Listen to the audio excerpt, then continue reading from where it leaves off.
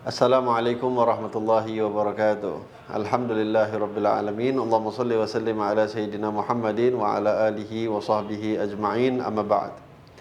Sahabat dermawan sekalian, kembali kita melanjutkan daripada kajian kita di dalam kitab Hadits Arba'in An-Nawawi yang dikarang oleh Al-Imam Yahya bin Syaraf An-Nawawi. Yang insyaallah kita akan melanjutkan pembahasan kita di dalam hadis yang keempat daripada kitab ini. Bismillahirrahmanirrahim.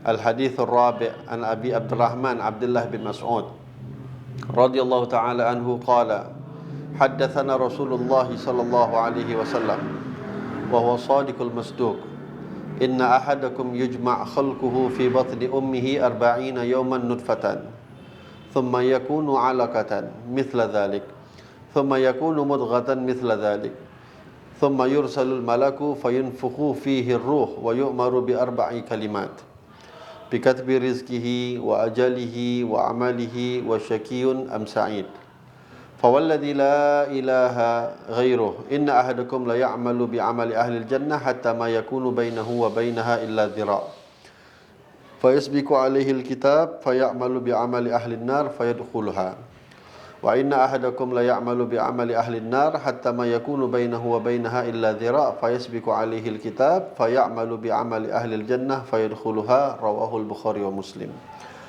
Hadis yang keempat ini adalah bagaimana tentang proses penciptaan manusia dan takdir yang telah ditetapkan oleh Allah Subhanahu wa taala kepada setiap kita manusia yang dilahirkan oleh Allah Subhanahu wa taala. Hadis yang dibawakan oleh Sayyidina Abdullah bin Mas'ud, yang mana beliau mengatakan haddatsana Rasulullah, telah berkata kepada kami Rasulullah sallallahu alaihi wasallam, wa huwa shadiqul masduq, dan beliau Nabi Muhammad adalah as-sadiq al-masduq, yang beliau adalah orang yang jujur dan dapat dipercaya. Inna ahadakum yujma' khalquhu fi batni ummihi, beliau mengatakan sesungguhnya setiap kalian yujma' khalquhu, diciptakan oleh Allah Subhanahu wa taala penciptaannya fi batni ummihi 40 yawman nutfatan, di dalam perut ibu kita selama 40 hari, itu dalam berupa mani. Thumma yakunu 'alaqatan mithla dhalik, baru setelah itu di 40 hari kedua berubah sebagai bentuk setetes darah atau segumpal darah. Thumma yakunu mudghatan mithla dhalik, lalu 40 hari berikutnya kata Nabi Muhammad berubah lagi menjadi segumpal mudghah atau daging. Thumma yursalul malaku fayanfukhu fihi ar-ruh wa yu'maru bi arba'i kalimat.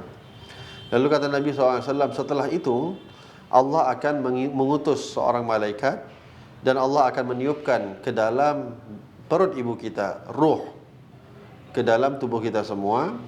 Wa yu'maru bi arba'i kalimat, dan Allah akan menetapkan 4 ketetapan yang akan diberikan oleh Allah Subhanahu wa taala. 4 yang sering kita katakan adalah takdir dari Allah. Yang pertama bikatbi rizkihi, Allah menetapkan rezeki kita, setiap kita. Yang kedua wa ajalihi, ajal kita, kapan kita meninggal, di mana kita meninggal, dan saat apa kita meninggal, itu telah ditetapkan oleh Allah Subhanahu wa taala. Wa amalihi, dan apa amal-amal kita di saat kita berada di dunia, itu pun telah ditetapkan oleh Allah Subhanahu wa taala. Dan yang keempat adalah wasyakiyun am sa'id, ketika nanti kita berada di akhirat, kita ini termasuk daripada orang yang celaka ataupun termasuk orang yang beruntung.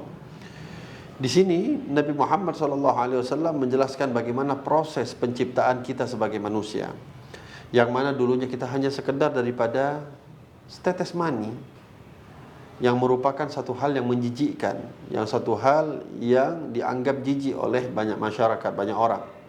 Namun Allah menjadikan proses penciptaan kita daripada setetes air tersebut. Ini menunjukkan bahwasanya Allah ingin mendidik kita. Untuk apa? Untuk kita. Janganlah sekali-sekali untuk kita bersikap sombong ya kepada siapapun, karena kita pun diciptakan oleh Allah Subhanahu wa taala daripada air yang hina. Begitu juga Sayyidina Ali bin Abi Thalib pernah mengatakan, ya, Sayyidina Ali bin Abi Thalib beliau pernah mengatakan, "Ma li ibni Adam wal fakhr awwalu nutfah mudhirah ay khabithah wa akhiru jifah kadharah wa ma bainahuma yahmilul adharah ay najasah." Kata Sayyidina Ali bin Abi Thalib, ya, manusia itu apa yang harus dia sombongkan dan apa yang harus dia banggakan di atas muka bumi ini? Toh penciptaan awalnya kata Sayyidina Ali bin Abi Thalib adalah mudharah, tercipta daripada setetes air mani yang menjijikkan. Ya, wa akhiruhu jifah qadharah. Ketika dia mati pun menjadi bangkai yang menjijikkan. Tidak ada seseorang yang bangkainya dirawat atau dibiarkan di rumah kita. Ya, semua orang merasa jijik dengan bangkai, apalagi sudah menjadi bau busuk. Ya, artinya menghinakan. Lalu wa ma bainahuma yahmilul adharah. Dan di antara hidup dan mati tersebut, ya, di saat kita dalam keadaan hidup di dunia, senantiasa di dalam perut tubuh kita, ya, itu senantiasa membawa hal yang menjijikkan, kotoran-kotoran yang ada di dalam perut kita. Oleh sebab itu, ya, diciptakan oleh Allah Subhanahu wa taala, permulaan penciptaan manusia itu daripada mani tersebut. Dan proses-proses yang lainnya, lalu Nabi mengatakan bahwasanya setelah 40 hari dari mani, 40 hari menjadi segumpal darah, 40 hari kemudian menjadi segumpal daging, barulah Allah Subhanahu wa taala mengutus malaikat yang meniupkan ruh ke dalam janin ibu kita, dan Allah menetapkan 4 kalimat, bikatbi rizkihi, ketetapan rizki dari Allah. Artinya rezeki kita, ya, itu sudah ditetapkan oleh Allah Subhanahu wa taala setiap harinya sampai kita meninggal. Baik itu rezeki zahir ataupun rezeki batin, itu sudah ditetapkan oleh Allah. Yang kedua, ajal. Kapan kita meninggal, di mana ketika wafat, itu sudah ditetapkan oleh Allah Subhanahu wa taala. Yang ketiga, amal. Apa yang kita lakukan, keseharian kita, beramal apa? Yang keempat adalah wasyakiyun am sa'id. Apakah kita termasuk orang celaka atau orang yang beruntung? Lalu Nabi Muhammad SAW melanjutkan, fawalladzi la ilaha ghairuh, demi zat yang tiada Tuhan selainnya, yaitu Allah, inna ahadakum la ya'malu bi'amali ahlil jannah hatta ma yakunu bainahu wa bainaha illa dhira'. Sesungguhnya kita semua, ya, la ya'malu bi'amali ahlil jannah, yang mana senantiasa mengerjakan pekerjaan amalnya orang-orang penduduk surga, hatta ma yakunu bainahu wa bainaha illa dhira', sampai saking dekatnya amal tersebut kepada surga yang hakiki, ya, kata Nabi Muhammad, diibaratkan antara dia dengan surga itu hanya sekedar sebatas satu dhira', satu hasta. Fayasbiqu alaihil kitab, lalu datanglah ketetapan dari Allah Subhanahu wa taala, fayamalu bi'amali ahlin nar fayadkhuluha. Di akhir hayat justru malah dia yang sudah sangat dekat dengan surga, ternyata, ya, ketentuan berkata lain. Dia melakukan amalan-amalan penduduk neraka sehingga dia masuk ke dalam api neraka.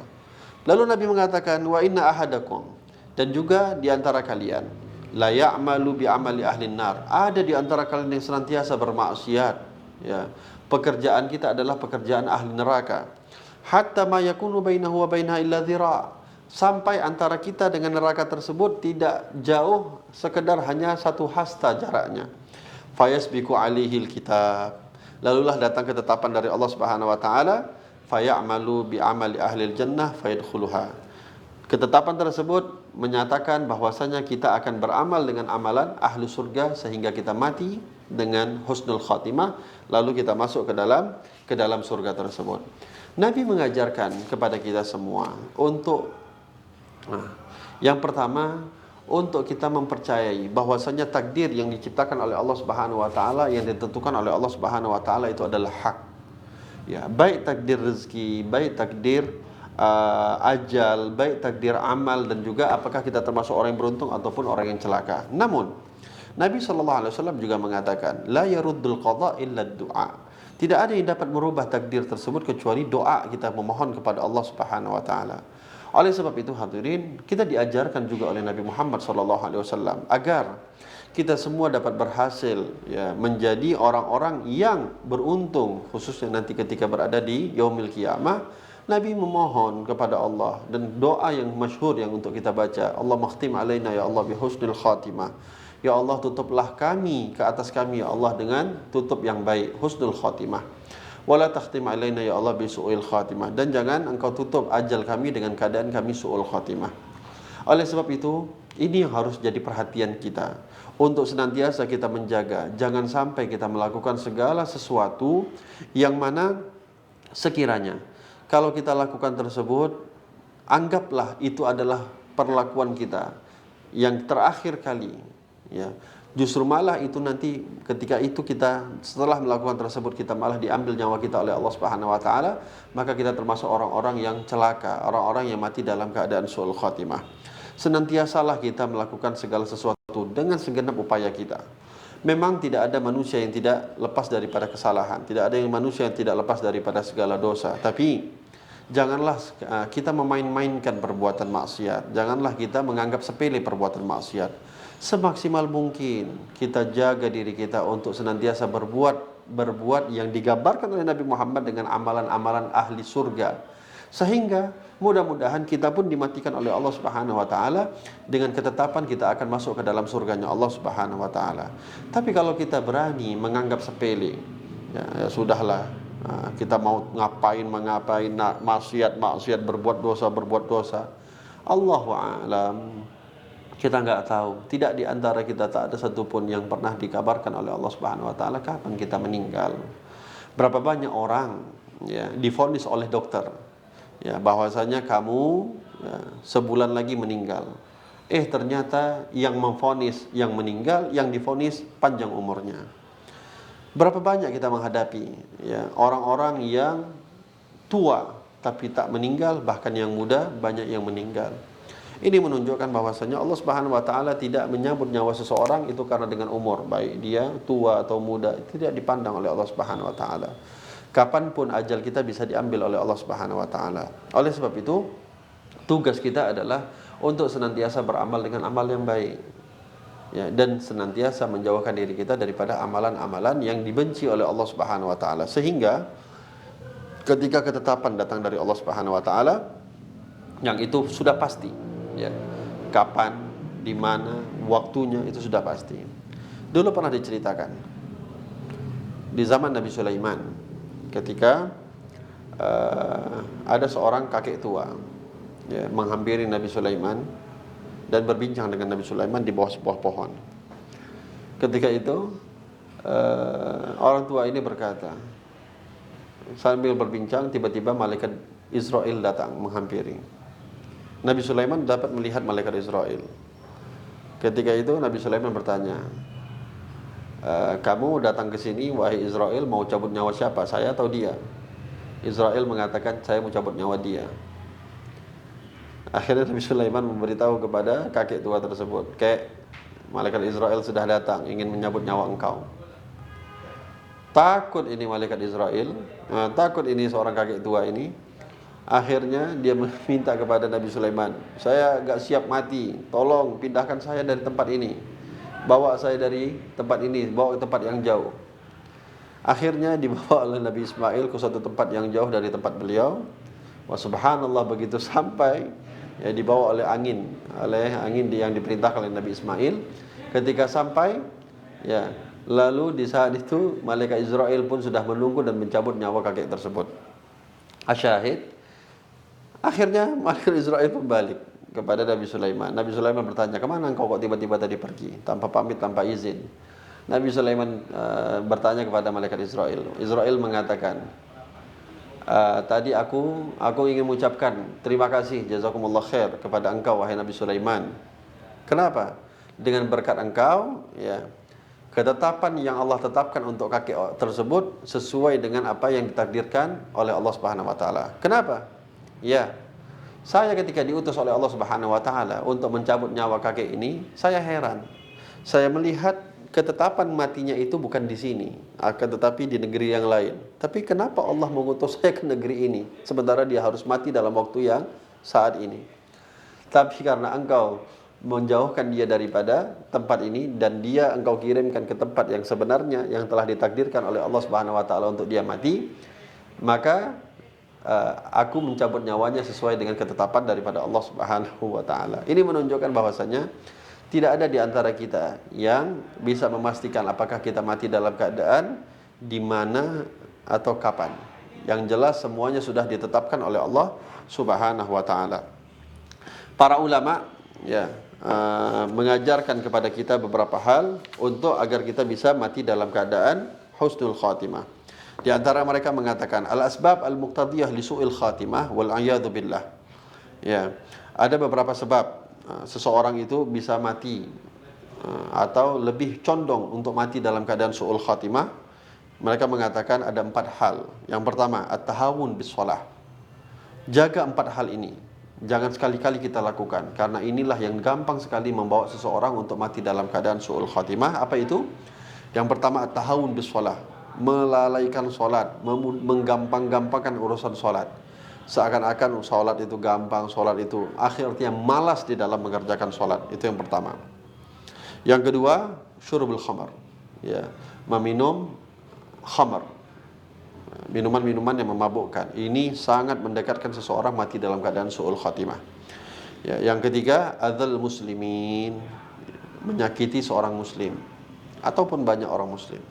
Ini juga menjadi sebab mudahnya seseorang mati dalam keadaan su'ul khatimah. Dan yang terakhir adalah uququl walidain, ya, senantiasa bersikap durhaka kepada kedua orang tua. Ini 4 ini, ya, bisa dikatakan orang-orang yang punya 4 sifat ini atau 4 kebiasaan buruk ini, maka sangat mudah untuk mati dalam keadaan su'ul khatimah. Maka sebaliknya, jaga sholat kita, jaga hubungan kita dengan orang tua kita dan yang lain-lain, maka mudah-mudahan insyaAllah kita mati dalam keadaan husnul khatimah. Dan mudah-mudahan Allah cabut nyawa kita di dalam akhir hayat kita mengucap kalimat la ilaha illallah Muhammadur Rasulullah sallallahu alaihi wasallam. Wallahu a'lam bishawab. Assalamualaikum warahmatullahi wabarakatuh.